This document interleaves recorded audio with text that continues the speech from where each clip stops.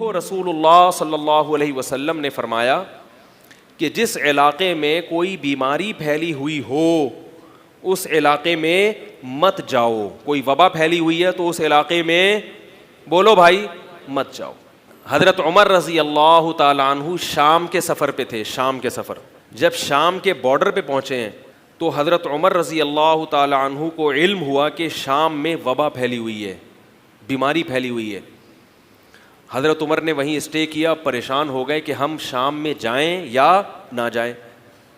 اس علاقے میں جانا کہیں نقصان کا سبب بھی ہو سکتا ہے اور یہاں سے بھاگنا کہیں ایسا نہ ہو کہ اللہ ناراض ہو جائے کہ تم جو ہے نا میری تقدیر سے بھاگ رہے ہو.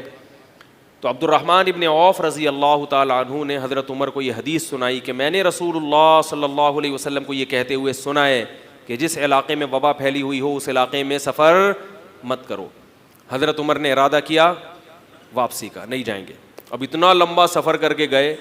شام کے جو گورنر تھے صحابی رسول, ان کو ظاہر ہے ایک امید تھی کہ امیر المومنین آ رہے ہیں, ان کا استقبال کریں گے. ان کو بہت تکلیف ہوئی تو انہوں نے حضرت عمر کو پیغام بھجوایا کہ آپ اللہ کی تقدیر سے فرار اختیار کر رہے ہیں امیر المومنین. یہ ہے توکل جو میں سمجھانا چاہ رہا ہوں. آپ اللہ کی بولو بھائی تقدیر سے بھاگ رہے ہیں. تفر من قدر اللہ, اللہ کی تقدیر سے بھاگ رہے ہیں. بھئی موت لکھی ہوئی ہوگی تو وہاں بھی آ جائے گی مدینہ میں, اور نہیں لکھی ہوئی ہوگی تو شام میں بھی نہیں آئے گی. حضرت عمر نے جواب فرمایا نعم فررنا من قدر اللہ الی قدر اللہ. ہم اللہ کی تقدیر سے بھاگ کر بھی اللہ کی تقدیر ہی کی طرف جا رہے ہیں. تقدیر سے کوئی بھی نہیں بچ سکتا. ہم جو بھی کر رہے ہیں وہ کیا ہے, تقدیر کا حصہ ہے. ایک طرف تو یہ ہے اسباب میں احتیاط. اتنا لمبا سفر کر کے امیر المومنین گئے ہیں اور حضرت امیر المومنین موت سے ڈرتے بھی نہیں تھے, مگر پھر بھی احتیاط کتنی کی جا رہی ہے, بھائی کوئی بات نہیں, واپس اپنے آپ کو آزمائش میں مت ڈالو. سارے کام ادھورے چھوڑ کے, سارا سفر ادھورا چھوڑ کے واپس ہو گئے. لوگ باتیں بھی بنا رہے ہوں گے, ڈر گئے. جیسے اس طرح کے فتنہ پرست لوگ تو ہوتے ہیں نا, بھائی ویسے تو بڑی باتیں کرتے ہیں کہ موت سے نہیں ڈرتے اور یہ, اور اتنا لمبا سفر کر کے آئے, اب موت سے ڈر کے واپس بھاگ رہے ہیں. حضرت عمر فرمایا کچھ بھی نہیں, نبی کی حدیث آ گئی ہمارے سامنے اور ہمیں نبی نے اصول بیان کر دیا, بس جو باتیں بناتا ہے بناتا رہے, ہم تو احتیاط کو ترجیح دیں گے. لیکن ساتھ ساتھ حدیث میں ایک دوسرا پہلو بھی ہے. فرمائے جس علاقے میں وبا پھیلی ہو اس علاقے کے لوگ علاقہ چھوڑ کر فرار بولو نا بھائی مت ہوں. پہلی والی حدیث سے تو آپ بہت خوش ہو رہے تھے.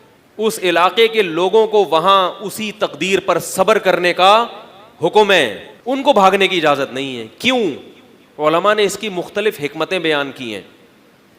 اس لیے کہ اگر اس علاقے سے بھاگنے کی اجازت دے دی جائے تو جن کے پاس وسائل ہوں گے وہ تو بھاگ جائیں گے, اور پیچھے بیچارہ غریب طبقہ بیماریوں میں بولو نا بھائی سڑتا رہے گا, پریشان رہے گا. اس کا بھی ڈر ہے کہ وہ جراثیم آپ میں ہوں اور آپ علاقہ چھوڑ کے بھاگیں, کسی دوسرے علاقے میں بھی وہ جراثیم پھیلا دیں. تو اب اس میں اپنے ذاتی مفاد کو نہیں دیکھنا بلکہ قوم کے اجتماعی مفاد کو دیکھنا ہے. بھئی جیسے یہ مسلمان ہیں جن کو بیماری ہو گئی, اب ان کو اس پریشانی میں اکیلے چھوڑ کر بولو نا یار کیوں نہیں بولتے, نہیں بھاگنا. اور یہ بھی ہے کہ یقینی تھوڑی ہے کہ آپ کو بیماری لگے گی. جب کوئی وبا علاقے میں پھیلتی ہے تو 2%, 5%, بہت زیادہ 10% لوگ شکار ہوتے ہیں, 90% پھر بھی محفوظ رہتے ہیں. یا تو آگ لگی ہوئی ہے نا کہ سب نہیں جلنا ہے, پھر تو بھاگو. ایسا نہیں ہے کہ لازمی مرو گے آپ. اب بھاگنے میں اجتماعی نقصانات زیادہ ہیں, انفرادی فائدے کا 10% چانس ہے.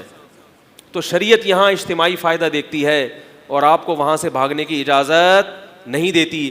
ایسے موقع پر حکم دیتی ہے کہ کس پر توکل کرو, اللہ پر. بھئی اللہ چاہے گا تو موت دے دے گا اسی علاقے میں, نہیں چاہے گا تو اس علاقے میں بھی موت واقع نہیں ہوگی, اور اللہ چاہے گا تو اس علاقے کو چھوڑ کر اگر میں بھاگا تو بھی میری موت واقع ہو جائے گی, اور بچانا چاہے گا تو ان بیماروں کے درمیان رہ کر بھی اللہ مجھے بچا لے گا. اب یہ کیا ہے, اسباب میں اعتدال. غیر مسلم اس نعمت سے محروم ہے, وہ بھاگے گا, کہے گا بچو. وہ اپنے باپ کو چھوڑ کے بھاگے گا, اپنی بیوی کو چھوڑ کے بھاگے گا, اپنے بچوں کو چھوڑ کے بھاگے گا, اگر ہوئے بھاگے گا وہ وہاں سے. اسی سے پتہ چلا کہ گھر میں جب کوئی بیماری پھیلتی ہے تو اپنے عزیز و اقارب کو چھوڑ کر فرار مت ہوا کریں بلکہ ان کی دل و جان سے خدمت کیا کریں. گھر میں اگر جوائنٹ فیملی میں رہتے ہیں, کسی ایک بھائی کو ٹی بی ہو گئی تو اسے اچھوت سمجھ کے وہاں سے بھاگیں نہیں. ارے بھائی سمجھ میں آ رہا ہے, ایسا ہوتا ہے نا, گھر میں بیماری ہو گئی, کسی کو ٹی بی ہو گئی. اب دنیا پرست آدمی کیا کرتا ہے, بھائی اس کو بالکل الگ کر دو گھر سے باہر, اس کو وہاں جمع کرا دو ادھر. اسلام کیا کہتا ہے, نہیں نہیں نہیں, آپ کا خونی رشتہ ہے, آپ اسے چھوڑ کے فرار نہیں ہو سکتے, خدمت کرو اس کی. اگر شیطان بہکائے کہ بھئی تمہیں بھی بیماری لگ جائے گی, تو پھر اللہ پر اعتماد کرنا ہے کہ بیمار کرنا کس کا کام ہے, اللہ کا, اور صحت دینا کس کا کام ہے, اللہ کا. اللہ چاہے تو اس کو بھی ٹھیک کر سکتا ہے اور مجھے بھی بیماری سے بچا سکتا ہے, اور اللہ اگر نہیں چاہے تو اس کو ٹھیک کر دے گا اور مجھے بیماری میں مبتلا کر دے گا. اسی حدیث کے بارے میں نبی صلی اللہ علیہ وسلم نے یہی تعلیم دوسری حدیث میں دی ہے. آپ صلی اللہ علیہ وسلم نے فرمایا لا عدوا ولا طیرا, بیماریوں سے مت ڈرا کرو, بیماریوں کے جراثیم سے, یہ جو ایک دوسرے سے لگتے ہیں ان سے احتیاط. یعنی لا عدوا, یہ بیماریاں لگتی نہیں ہیں, لازمی طور پر لگتی نہیں ہیں. تو صحابی نے کہا یا رسول اللہ میرے اونٹوں میں ایک اونٹ خارشی ہوتا ہے, اس کی وجہ سے باقیوں کو بھی خارش لگ جاتی ہے. تو آپ صلی اللہ علیہ وسلم نے فرمایا فمن اجرب الاول, پہلے اونٹ کو خارش کس نے لگائی تھی؟ نہیں آ رہی بات. تو جس خدا نے اپنی طاقت اور قدرت سے پہلے اونٹ کو خارش لگا دی, وہ اپنی قدرت سے دوسرے کو لگا بھی سکتا ہے اور بچا بھی سکتا ہے. تو آپ کے گھر میں کسی کو ٹی بی کی بیماری اگر ہو گئی, اللہ نہ کرے, تو جو اللہ اس کو اپنی طاقت اور قدرت سے ابتداءً ٹی بی کی بیماری لگا سکتا ہے, وہ آپ کو, وہ جو ٹی بی کا مریض ہے اس نے تھوڑی کسی مریض کو کے ساتھ مصافحہ کیا تھا, اس کو تو اللہ نے اپنی قدرت سے لگا دی, ہوا میں کہیں سے بھی اڑتے ہوئے آ گئے جراثیم. جو اللہ اس کو لگا سکتا ہے, آپ اگر اس گھر سے بھاگ کے چلے گئے, اپنے بھائی کو, اپنی اولاد کو, اپنے باپ کو چھوڑ کے بھاگ گئے, تو وہ اللہ آپ کو دوسرے کے گھر میں بھی جا کے لگا سکتا ہے. اور اگر بچانا چاہے تو اسی کے ساتھ چارپائی پہ سو گے, اس کا جھوٹا پیو گے, پھر بھی بیماری نہیں ہوگی. اور میں نے اپنی آنکھوں سے اپنی زندگی میں یہ دیکھا ہے.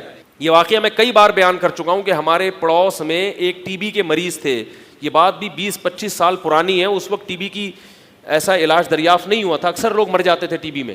تو ایک بڑی بہن اپنے بھائی کے ساتھ اس گھر میں رہتی تھی. تو وہ, میں ان کے گھر جب کبھی جاتا تھا بچپن میں, تو وہ بیچاری اپنے بھائی کی اتنی خدمت کر رہی تھی, اس کے گود میں اٹھا کے واش روم لے کے جانا, ٹی بی کے مریض کو گود میں اٹھا کے واش روم. یہ توکل ہے کسی میں؟ اس کو کہتے ہیں توکل. اس کو کیا کہتے ہیں؟ اللہ پر اعتماد, کہ اللہ نے حکم دیا ہے رشتہ داری جوڑو, توڑو مت, خدمت کرو اس کی. تو اٹھا کے کہاں لے کے جا رہی ہے؟ Wash room. 3-4 سال اس نے اپنے سگے بھائی کے ساتھ اس طرح کلوز ہو کے وقت گزارا ہے, اور روتی تھی کہ میں اپنے بھائی کو اکیلا. بولو بھائی, آج کل یہ رشتے مارکیٹ میں, نہ بہنوں کو بھائیوں سے ایسی محبت, نہ بھائیوں کو محبت, وہ بھی اس کی وراثت کھا رہا ہے, وہ بھی اس کو کھا رہا ہے, اس کا حق دبا رہا ہے, وہ اس کا حق دبا رہا ہے. تو ہمیں اسباب پر نظر نہیں رکھنی, مگر اسباب کے معاملے میں غلو بھی نہیں کرنا. تو اللہ فرماتے ہیں جو اللہ پہ توکل کرتا ہے اللہ اس کے لیے, بولو بھائی, کافی ہو جاتا ہے.